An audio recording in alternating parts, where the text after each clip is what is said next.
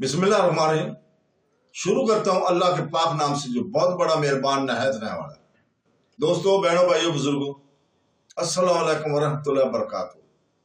تاریخ اسلام میں جنگ احد، غزوہ احد کی قسط نمبر 16 میں ہم آپ کو خوش آمدید کہتے ہیں۔ دوستو، بہنوں، بھائیوں، بزرگوں، جھنڈا میدان جنگ میں گر گیا تھا اور ابو سفیان نے بنی عبدالمطلب کو جھنڈا دیتے وقت جو بات کہی تھی، اس کی بھی یہی مراد تھی کہ لوگوں کو صرف ان کے جھنڈوں کی طرف سے شکست ہوتی ہے۔ اے بنی دلدار، یا تو ہمارے جھنڈے کے بارے میں ہمیں کفایت کرو یا ہمارے اور اس کے درمیان سے ہٹ جاؤ، ہم تمہیں اس کے بارے میں کفایت کریں گے۔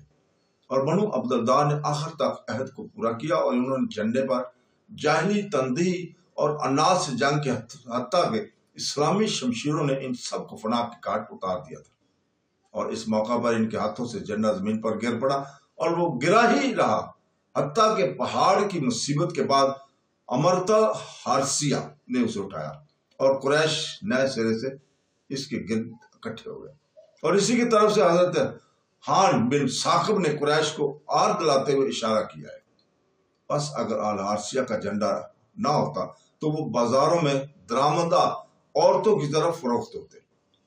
جھنڈے کی جنگ کے بعد موقف واضح ہو گیا تھا اور میدان کارزار میں مسلمانوں کے پلڑے کا بھاری ہونا نمایاں ہو گیا تھا۔ بس مسلمانوں نے دورے حملے کیے اور قریش نے ان مسلمانوں کے سامنے ٹھہرنے کی تھوڑی سی کوشش کی جو میدان پر قابو پا چکے تھے، لیکن اس کا کچھ فائدہ نہ ہوا۔ مشرکین اپنی کثرت کے باوجود، مسلمانوں کے سامنے ان کی قلت کے باوجود بے یار و مددگار ہو گئے تھے اور وہ پشت پھیر کر بھاگنے لگے اور مکی فوج پر شکست یوں نازل ہوئی جیسے تند و تیز سیلاب گرنے والی شکستہ دیوار کی طرف آتا ہے۔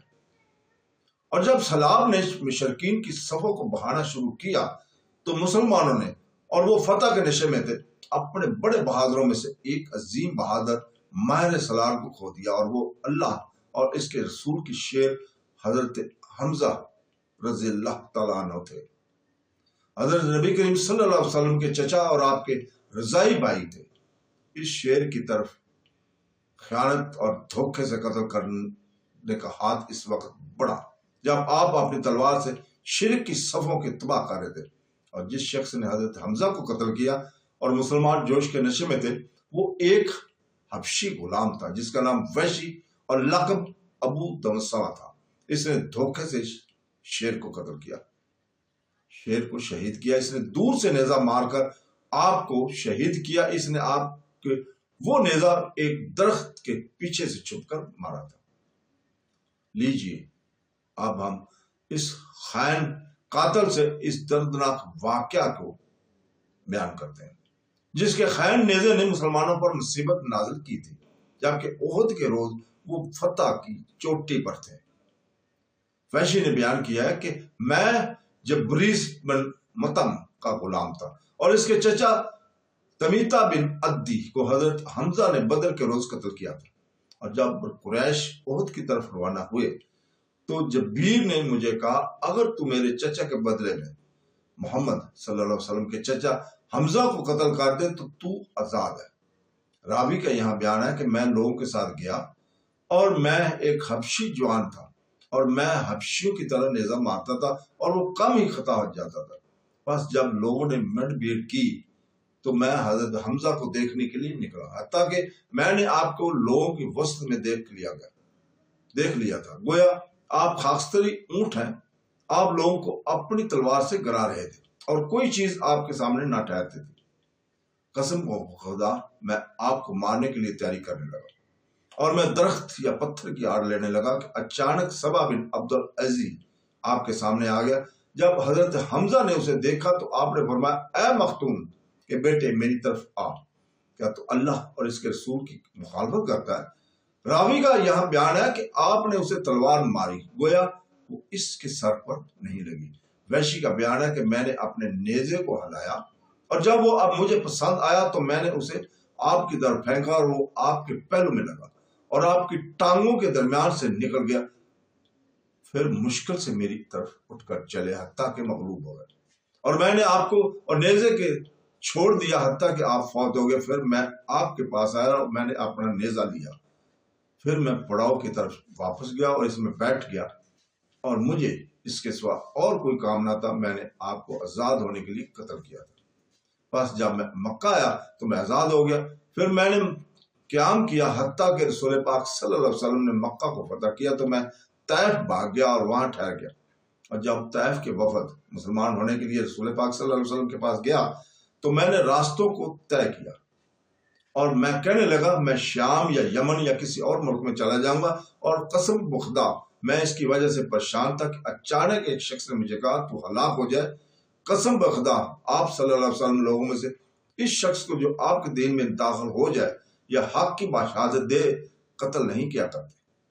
وحشی کا بیان ہے کہ جب اس نے مجھے یہ بات کہی تو میں چل کر رسول پاک صلی اللہ علیہ وسلم کے پاس مدینہ آ گیا، اور آپ نے مجھے اپنے سر پر کھڑے ہو کر حق کی شہادت دیتے دیکھا، اور جب آپ نے مجھے دیکھا تو مجھ سے پوچھا کیا تو وحشی ہے؟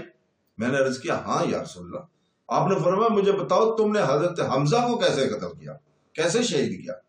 راوی کا یہاں پہ بیان ہے کہ میں نے آپ سے واقعہ بیان کیا، اور جب میں اپنی بات سے فارغ ہوا تو آپ صلی اللہ علیہ وسلم نے فرمایا تو ہلاک ہو جائے، مجھ سے اپنے چہرے کو چھپا لے۔ اور رسول پاک صلی اللہ علیہ وسلم جہاں ہوتے میں آپ سے پہلو تہی کرتا تھا تاکہ آپ مجھے دیکھ نہ لیں، یہاں تک کہ اللہ تعالیٰ نے آپ کو وفات دے دی۔ اور یہ بات ذکر کرنے کے قابل ہے کہ یہ وحشی مسلمانوں کے ساتھ مل کر مسلسل جہاد کرتا رہتا تھا، اور یہ ایک دلیر شجاع تھا، اور اس نے رومیوں کے خلاف معرکہ یرموک میں شمولیت کی، اور اسی وحشی نے مسلمہ قذاب کو بھی قتل کیا۔ بخاری نے روایت کی ہے یہاں پہ کہ وحشی نے بیان کیا کہ جب رسول پاک صلی اللہ علیہ وسلم وفات پا گئے اور مسلمہ قذاب نے خراج کیا تو میں نے کہا میں مسلمہ کی طرف جاؤں گا، شاید میں اسے قتل کر دوں اور اس کے ذریعے حضرت حمزہ رضی اللہ تعالیٰ کو کفالت کروں۔ وحشی کا بیان ہے کہ میں لوگوں کے ساتھ گیا تو اس کا جو معاملہ ہوا سو ہوا۔ کیا دیکھتا ہوں کہ ایک شخص دیوار کے ایک شگاف میں کھڑا ہے، گویا وہ برگندہ سرخاستری اونٹ ہے، اور وہ مسلمہ تھا۔ وحشی کا بیان ہے کہ میں نے اسے اپنا نیزہ مارا حتیٰ کہ میں نے اسے اس کے دونوں پشتانوں کے درمیان رکھ دیا، اور وہ اس کے دونوں کندھوں کے درمیان سے پار ہو گیا، اور انصار کے ایک شخص نے اس کی طرف لپک کر اسے تلوار ماری۔ اور اس کے بعد وحشی کہا کرتا تھا کہ اگر میں نے مسلمہ قذاب کو قتل کیا ہے تو میں نے اس شخص کو بھی قتل کیا جو رسول پاک صلی اللہ علیہ وسلم کے بعد بہترین آدمی تھا، یعنی حضرت حمزہ بن عبد المطلب رضی اللہ تعالیٰ عنہ کو میں نے بدترین آدمی کو بھی قتل کیا ہے، یعنی مسلمہ قذاب کو بھی۔ تو دوستو اس کے ساتھ ہی آج ہم اجازت چاہتے ہیں، کل تک کے لیے اللہ حافظ۔